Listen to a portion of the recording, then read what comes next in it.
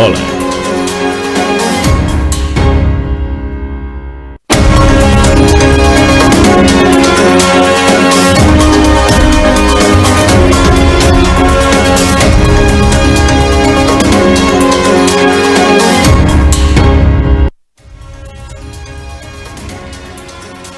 Saudara, selain dikenal dengan Pantai Losari dan juga Masjid 99 kubahnya, Kota Makassar ternyata juga menyimpan sejumlah tempat wisata menarik dan juga memiliki potensi ekonomi kreatif yang sangat perspektif untuk dikembangkan.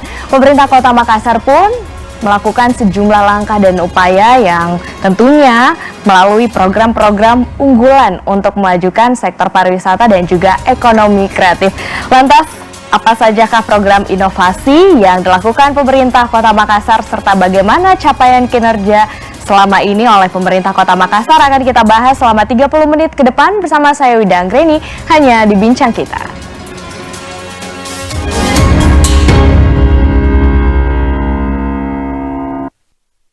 Dan saudara, untuk membahasnya saya sudah kehadiran narasumber Wali Kota Makassar Bapak Muhammad Ramdan Pomanto. Halo Pak Wali, apa kabar? Alhamdulillah baik. Apa karebah? Baik-baik aja, alhamdulillah. Alhamdulillah, senang sekali bisa bertemu Pak Wali di sini ya. Pak Wali, terkait dengan Kota Makassar, sebenarnya selama kepemimpinan Bapak, apa visi dan misi dari Pemkot Makassar? Jadi visi kami adalah percepatan Makassar menuju kota dunia yang sombere dan smart city. Sombere itu bahasa Makassar, dan smart city dengan imunitas kuat. Jadi kata lain sekarang resiliensi, karena dulu zaman COVID jadi ada imunitas untuk semua. Nah, ada 4 konten di situ. Konten pertama kota dunia, konten yang kedua adalah sombere dan smart city, dan konten ketiga adalah for all, untuk semua. Nah, itulah yang kami jalankan hingga saat ini.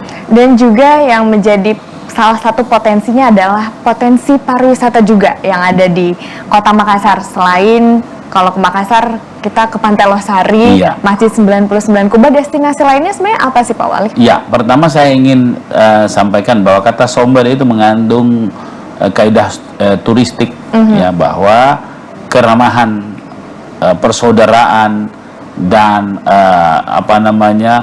welcomingnya orang Makassar itu sedikit khas.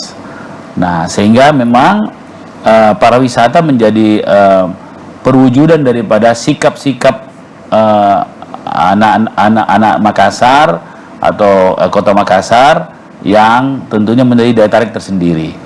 Karena kita punya tantangan. Selama ini kan Makassar selalu di luar hal-hal yang turistik, demo lah, iya, ya macam-macam. Tapi dengan Makassar pariwisata, demo, gitu iya. Ya. Tapi sampai di sana ternyata Makassar itu kota makan enak, tempat makan enak-enak sampai 3-4 hari kita tidak kehabisan makanan dalam tour of food itu. Dan saya kira sekarang ini dari kota demo sekarang sudah kota makan enak sekarang. Jadi image masyarakat itu lebih top of mind, hal-hal yang lebih turistik lah ya. Jadi untuk potensi pariwisatanya lebih ke kulinernya seperti kuliner itu. Jadi kalau destinasi kita tidak sebanyak yang lain, tapi kita punya pulau-pulau yang bagus. Ada Pulau Lajukan, Langkai, pulau-pulau yang tidak kalah dengan Bali. Kita punya spot diving yang cukup bagus. Kita punya heritage Benteng Fort Rotterdam yang cukup memberikan cerita yang panjang tentang kejayaan Makassar dan dunia. Kita punya beberapa destinasi, tapi umumnya orang ke Makassar itu destinasinya adalah makanan. Ya, dari lorong-lorong banyak makanan lorong yang enak, dari makanan-makanan yang sudah menjadi ikonik itu adalah bahagian. Kalau kita tanya misalnya 100 orang datang ke Makassar, kenapa datang ke Makassar? 98 mengatakan saya ingin makan enak di Makassar. Jadi wajar ya kota makan enak seperti itu. Kota makan enak. Lalu kemudian terkait dengan ekonomi kreatif yang juga sangat perspektif nih untuk dikembangkan di sana. Sejauh ini seperti apa Pak Wali? Pertama, pelibatan seluruh masyarakat, terutama kalau teman anak-anak kita yang Gen Z dan millennials. Maka dengan itu kami secara keuangan pendekatan kami ada di lorong-lorong, di ganggang, tempat yang sangat sebelumnya tempat yang sangat abandon itu tempat yang terlantar lah, yang kemudian dengan inisiatif masyarakat mereka membangun dirinya sendiri, bukan hanya membangun ruangnya, tapi anak-anak kita dengan kreativitasnya, misalnya dalam hal tanaman, misalnya memelihara lobster air tawar, memelihara maggot untuk sampah, kemudian dengan kerajinan tangan, dengan beberapa bahkan startup lorong, startup itu lahir dari lorong, namanya startup lorong, dengan UMKM atau SMI yang diinkubasi dalam inkubator center Makassar, yang kemudian didigitalisasi. Setelah mereka lengkap, muncullah startup lorong. Jadi intinya adalah di pemberdayaan seluruh genre lah, seluruh generasi lah. Pemberdayaan seluruh generasi, dan yang menarik juga di Kota Makassar adalah lorong wisata. Lorong wisata. Itu betul. boleh dijelaskan seperti apa sih Pak Wali, dan apa yang menginisiasi Wali Kota Makassar, Pemkot Makassar melakukan lorong wisata ini, membentuk lorong Jadi wisata? lorong itu dalam sebuah struktur perkotaan, filosofinya adalah ibarat kalau tubuh manusia, lorong itu adalah sel. Kalau kita ingin membuat tubuh manusia itu sehat, maka sehatkan selnya. Karena kalau selnya sakit, maka satu tubuh kota itu sakit.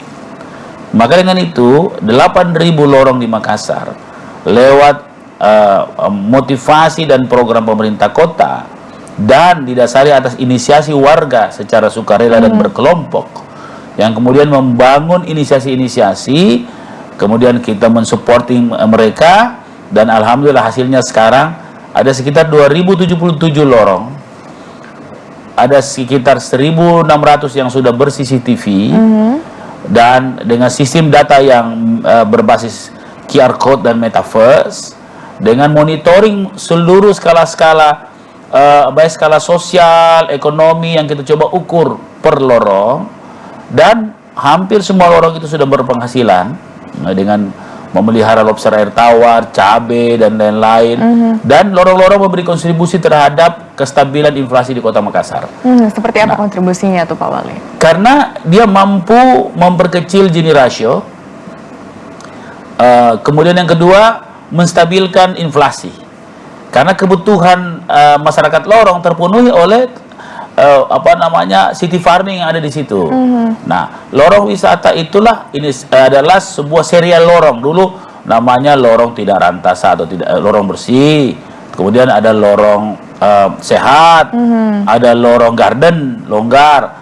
Dan ini seri terakhir namanya lorong wisata, yang kita coba gambarkan bahwa yang dulunya lorong dihindari orang, takut di sana, gelap, tempatnya mohon maaf, ada orang-orang anak-anak yang selalu mengganggu orang lain, bahkan banyak hal-hal yang menyangkut kriminal.